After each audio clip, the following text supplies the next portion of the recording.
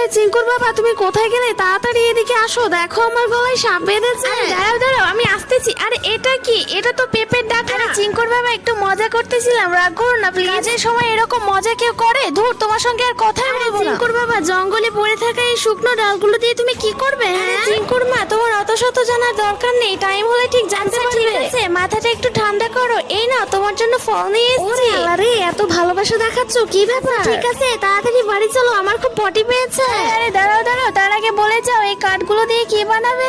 চিঙ্কুর মা, তোমার কি মাথাটা খারাপ হয়ে গেছে? আগে পটিটা তো করতে দাও, তারপর বলছি। ছি ছি ছি, এটা কি করতেছো? আরে চিঙ্কুর বাবা, এবার তো বলো, আমার যে এত রস হচ্ছে না। এই শুকনো কাঠটা দিয়ে সুন্দর একটা টি টেবিল বানাবো। আরে সেটা আগে বলবে তো। আমি তো ভেবেছিলাম এই সুন্দর টি টেবিলটা তোমাকে সারপ্রাইজ। আরে এই যে দেখো, তোমার সঙ্গে কথা বলতে বলতে টি টেবিলটা বানানো হয়ে গেছে। বাসের চেয়ারগুলো এখানে পেতে দিই। আমার এই টি টেবিলটা ভালো লাগলে একটা লাইক করে দিও। আরে চিঙ্কুর বাবা, এটাই সে জঙ্গলে পড়ে থাকা শুকনো কাঠ, আমি তো চিনতেই পারতেছি না।